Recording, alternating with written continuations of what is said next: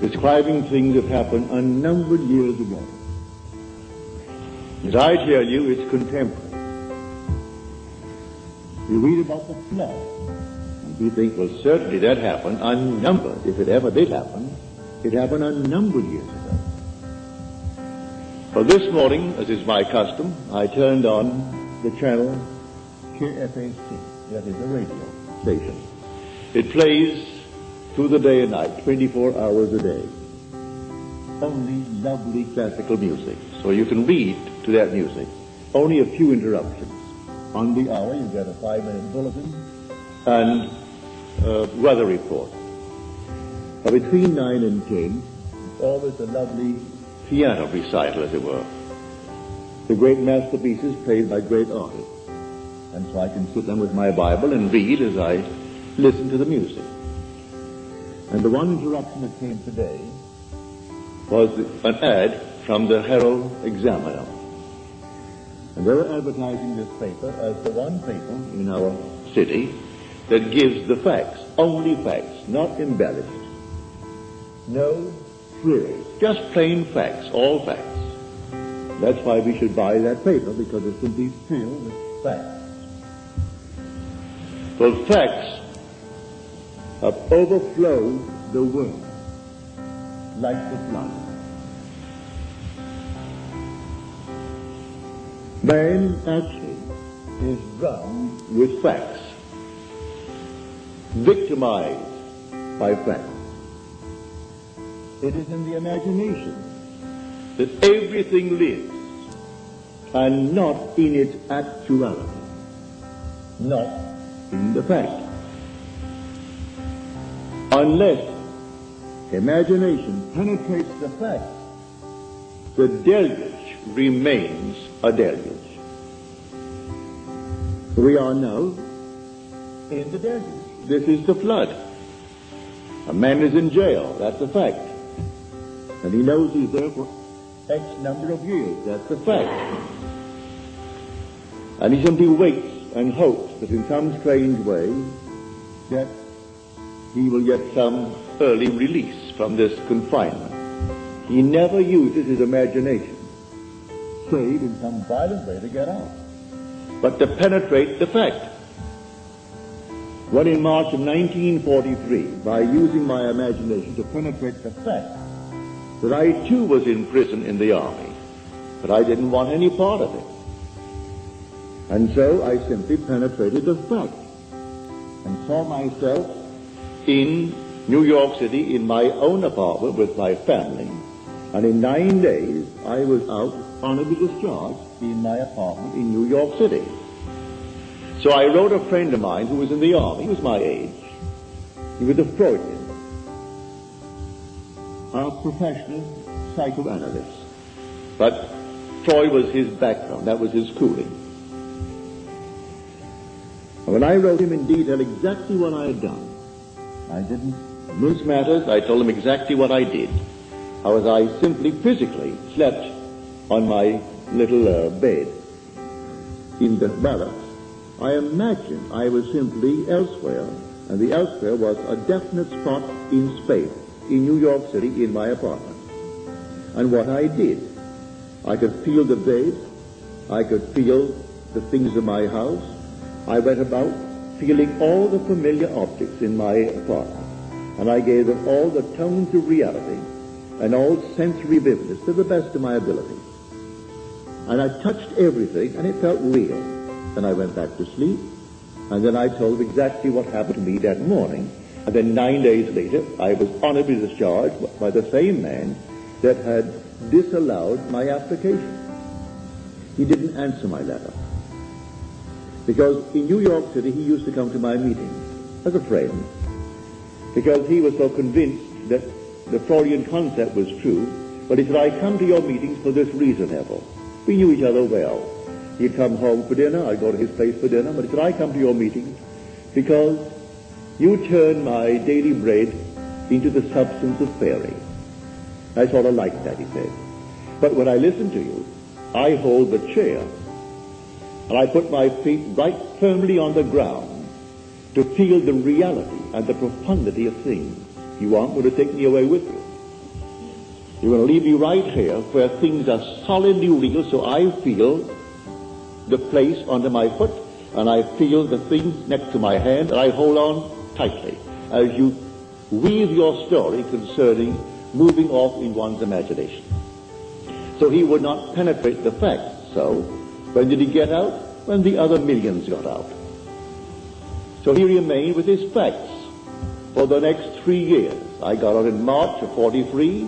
He came home to New York City in 46, demobilized as the other millions and millions of boys were.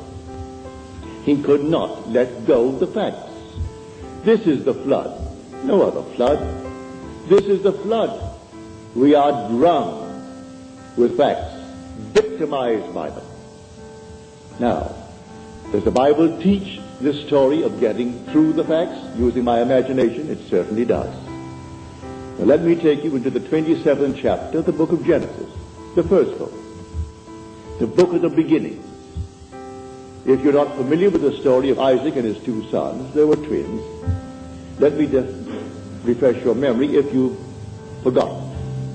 It is said in the story that Isaac had, that is, his wife had the 2 sons, Rebekah, but he was the father of the 2 sons, Esau and Jacob. It is said that Esau was a hairy one. He came out first. And then Jacob came out second, and he had no hair. He was completely hairless, while Esau was covered in hair from head to foot. But he was the first. One was called Esau, and one was called Jacob, because he came out second and supplanted the other. Now we are told that when the father Isaac was old, and his eye was dim so that he could not see, in other words, he was blind, he said to his son Esau, I cannot see, and my days are numbered. I want you to go into the fields and hunt, and bring me some well-prepared, tasty venison as I like it, savory venison. We are told that Rebekah, who loved her second son more than she did the first, overheard the conversation between Esau and his father. And then because she loved Jacob and wanted Jacob to get the blessing, for the father feels his days are numbered, and he must now give his blessing to one of his sons, and the first one must get it. So the mother told Jacob what she had heard, and then suggested that we take one of the kids from the flock, and we kill it, and take the skins of the kid and put it upon you, so that you will have the appearance of Esau. Esau thought otherwise. He said, suppose my father discovers it. Then Jacob said, suppose my father discovers it. And the mother said, leave that to me. It will be on my shoulder if he discovers it. And send Jacob into the field to bring a kid. Well, he took that kid and brought it, tastily prepared for his father. He came quickly into the presence of the father. And the father said to him, come near, that I may feel you, my son, whether you are my son Esau or not.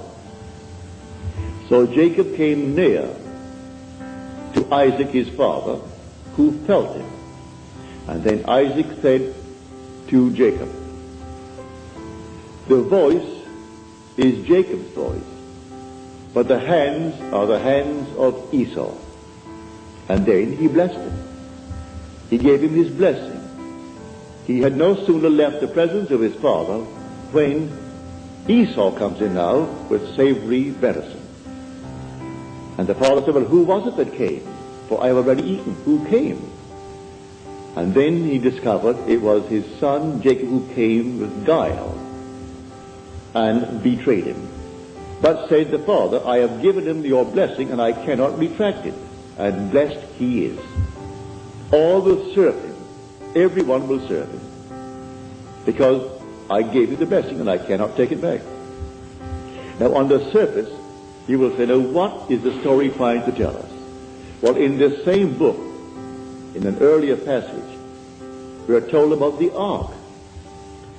Build the ark with 3 decks, the lower, the second, and the third deck. Well, you think it's a huge big building. Well, you use your imagination. You can't conceive of any building that could house all the animals of the world in pairs, and all the so-called good ones will be in 7 pairs, and enough food to feed them for 40 days and 40 nights. Well, you just simply could not conceive of it. Nevertheless, that's the story. But there are 3 decks. The obvious thing is the facts of life. Then there's psychological interpretation of these so-called stories, and then the spiritual consummation of the story. So you have the lower deck, the second deck, and then the third deck. So here is a perfect example of the second deck. This room now is a fact. We're all in the room. It's a fact. But suppose I don't want to be here. Suppose it becomes a prison to me. Can I get out of it?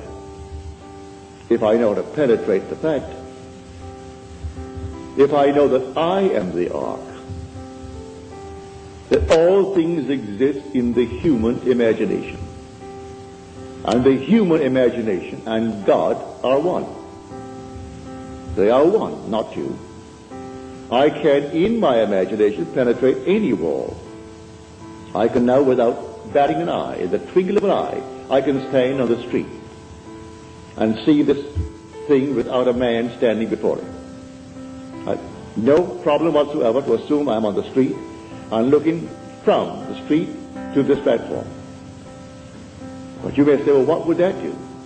Well, let me do it and feel the reality, feel that solidity of the street under my foot and see this building from the street rather than looking to the street from here. If I do it and give it solidity, give it reality, I'll be compelled to go there. This is what Scripture teaches. That is my blessing. I can penetrate a fact. And penetrating a fact, I can stand wherever I want to stand in this world.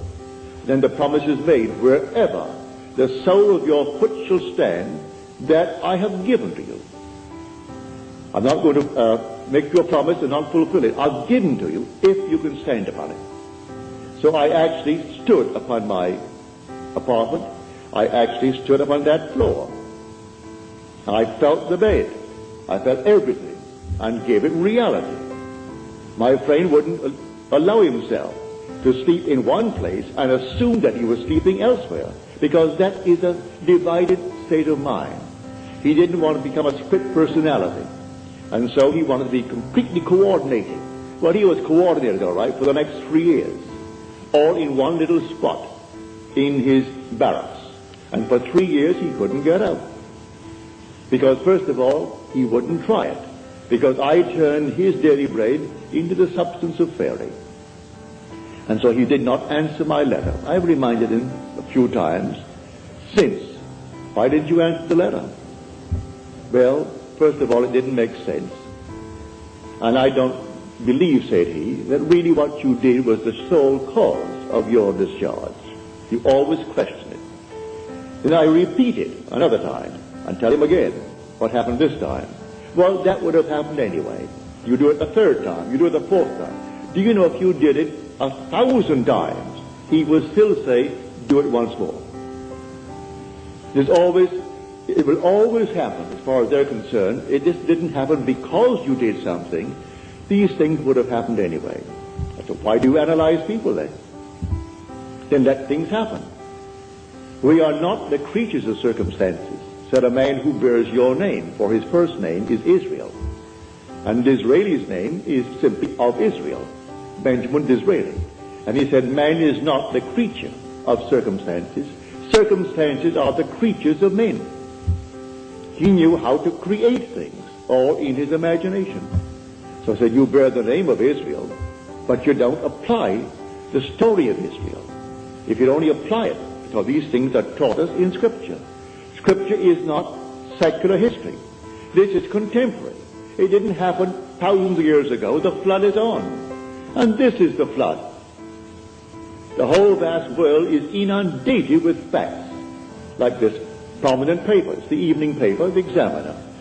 And they're proud of the fact they only print facts. They don't embellish it. No frills, only the facts. Therefore, buy the facts. Well, I can buy the facts. And they go all over the world to find frightening facts. I'm not denying that he didn't kill her. I'm not denying that he did not receive a sentence of X number of years. But when people ask anything of me, I'm not concerned about why it happened. What do you want?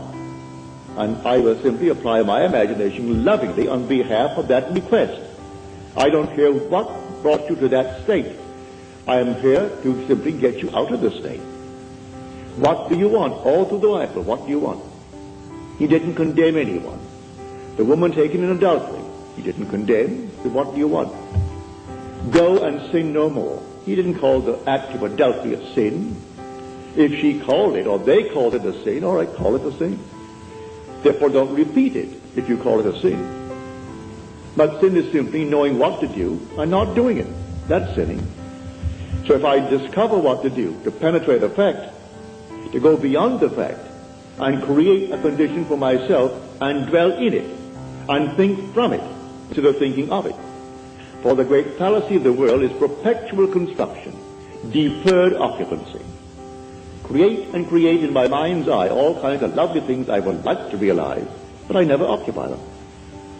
I do not penetrate the state and go right into it and give it cubic reality. But I know, and you know, and it's not difficult to understand why.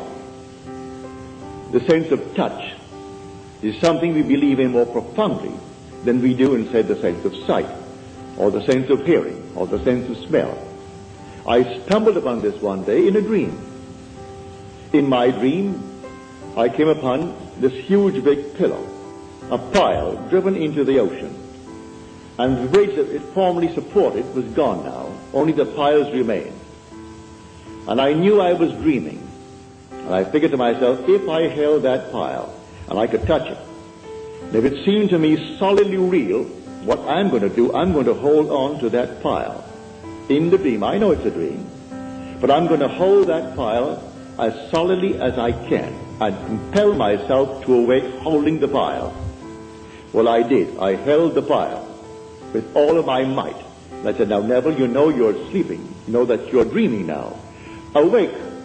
And I awoke in the water. I'm actually holding that pile, and I'm standing up in what formerly I knew to be a dream. It ceased to be a dream. It's real. I'm in a world just as real as this. And here I am holding this enormous pile, and it's in the East Indies, not the West Indies where I was born. It was in the East Indies, a very primitive area. And then some animal came down to the beach, a strange-looking creature. And at that moment, I was panicky. And that moment of shaking emotion, and I woke on my bed in New York City. But I discovered that secret of feeling. So he said, come close, come near, that I may feel you, my son. He heard the voice. He said, your voice is the voice of Jacob. Come near, let me see really if you are Esau. And he did it by feeling. And so, lying on my bed one night, right here in Beverly Hills, many years ago, it must have been 14 or 15 years ago, I suddenly became aware that I am seeing what I shouldn't see.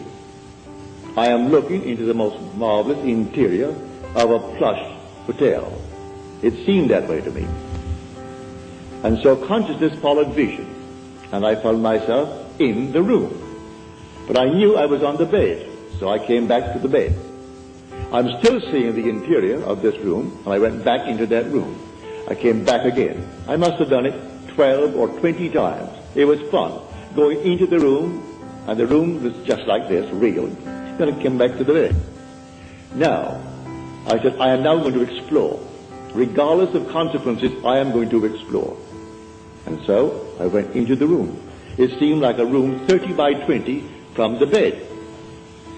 When I entered it with the decision to explore, the room closed upon me and became a third of itself. Say it became 10 by 7. And I found it was a dressing room for a huge big suite, beautifully done, but it wasn't yet occupied. It was there to be occupied, but the room at the moment, that is the suite, was not occupied. And I thought, well, now I'll go through the door. I didn't go through like some gossamer. I opened the door with my hand and I walked right through that door. I was solidly real to myself. Then I walked down the corridor. And the corridor that I walked down was intersected by the main corridor. And all the lights were on. And two ladies were coming down that corridor, the main one. But I knew this thing began as a dream. So I knew, well, all aims run true to origins. Therefore, if the origin is the dream, this is the dream. So I say to the ladies, ladies, this is the dream. This whole vast world is a dream. And then they were afraid of me. Who wouldn't be afraid of a man that suddenly appears on a place in your, I would say, walking, and tells you this whole vast world is a dream? You would think he's nuts, he's insane. And so they thought I was insane, and they got just as far as they could from me, and walked right next to the wall, duck style, one behind the other, and looking at me very suspiciously. Then I saw this object hanging from space, and it reminded me of a similar object I had seen in a friend's home in North Hollywood. So I say to them, look, see this? And I held it, and to my surprise, it isn't gossamer.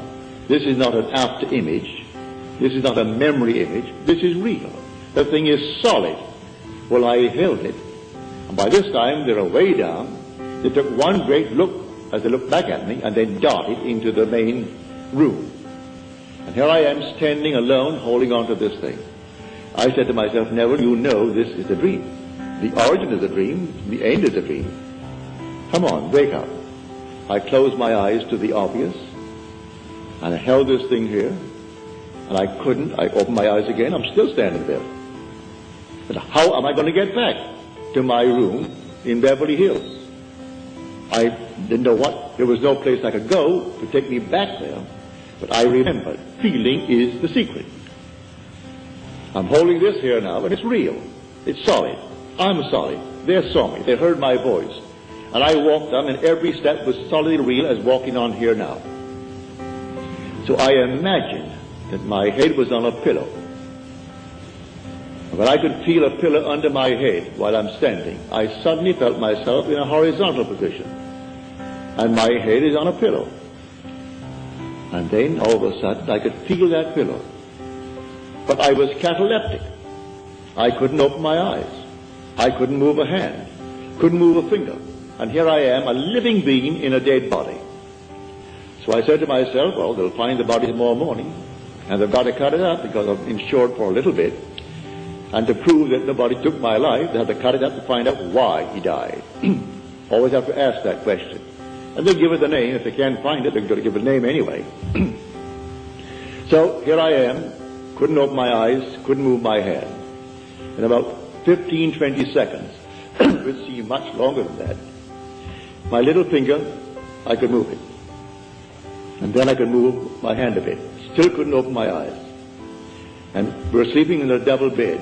So I pushed my hand out, my left hand, and I could feel the warmth of my wife's body. Pardon me. At that, I knew I was back on my bed. In another 15 or 20 seconds, I could, with great effort, open the lids of my eyes, and here came all the familiar objects on the walls, on the bureau, and everything returned to consciousness. Now, I stepped into a world just as real as this. I am telling you, there are worlds within worlds within worlds, and they're all here right now. Just like turning on a radio. And you turn it ever so slightly, and you have a new wavelength and a new station coming in, bringing something entirely different, and they're not interfering with each other. And these worlds are all here now, and they're people, just as we are peopling this world. And they're just as real as this world. It's terrestrial. And it doesn't, you don't walk for it. I was on the bed. I seemed to walk into it. I would say, 10 feet away? But the same area permeated the bed, and the bed did not obstruct it. And that world into which I stepped did not obstruct the house that I lived in Beverly Hills. It's all here, the whole vast world. Worlds within worlds within worlds. So I tell you, facts are the flood. That's the deluge.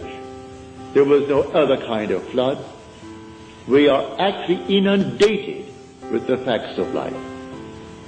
And these facts, we change them every day. Today, this is the cause of so-and-so. Tomorrow, that's not so. It's another cause we found. And then the next day, another cause.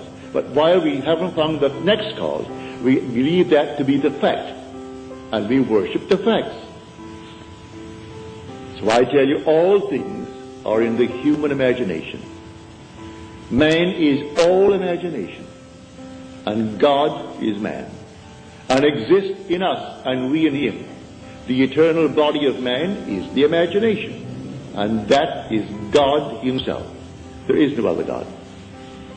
It's all your own wonderful human imagination. And the one thing the whole vast world aches for is the awakening of the imagination.